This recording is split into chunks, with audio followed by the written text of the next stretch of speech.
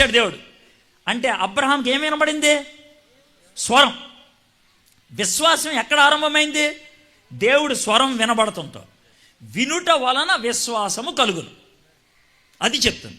నీ విశ్వాసము ఎప్పుడు పుట్టిందో తెలుసా? దేవుని మాటలు వింటే. నీ విశ్వాసంలో ఎప్పుడు ఎదగడం మొదలు పెడతావో తెలుసా? దేవుని స్వరాన్ని వింటే. నీ విశ్వాసంలో ఎప్పుడు అధిక స్థాయిలోకి వెళ్తావో తెలుసా? దేవుని స్వరాన్ని వింటే.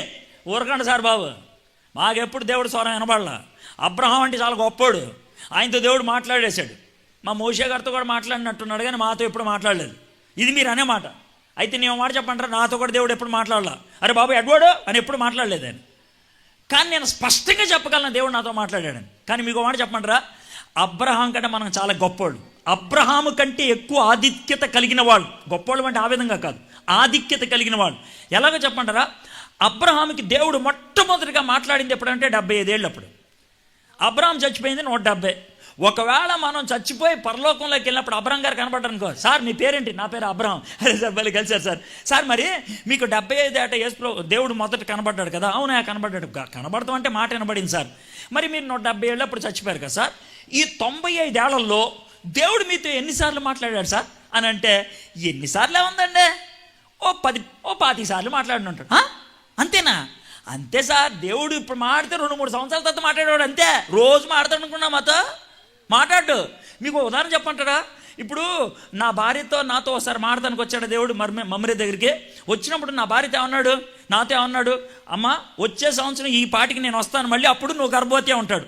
అంటే అప్పుడు దాకా మధ్యలో వచ్చాడా? రాలా. ఇప్పుడు వస్తే మళ్ళీ సంవత్సరం తర్వాత వచ్చాడు నా దగ్గరికి. రోజు వచ్చేస్తాడు అనుకున్నావా? రాలా. కొన్నిసార్లు అయితే 5-6 ఏళ్ళ తర్వాత వచ్చేవాడైనా.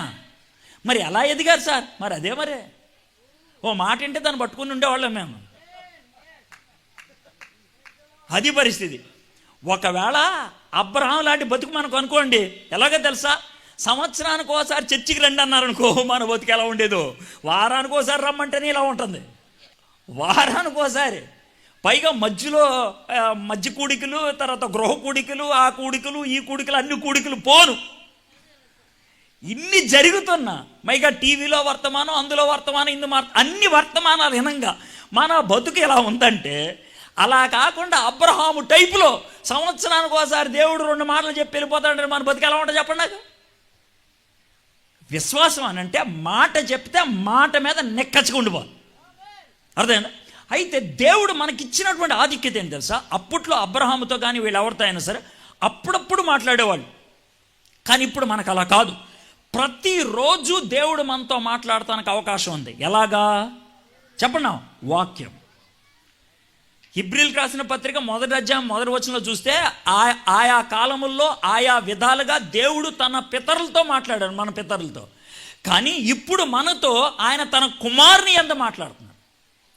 తన కుమారుడు వాక్యము ద్వారా దేవుడు మాట్లాడుతున్నాడు. అయితే సార్ నేను రోజు వాక్యం వింటున్నాను సార్, టీవీలో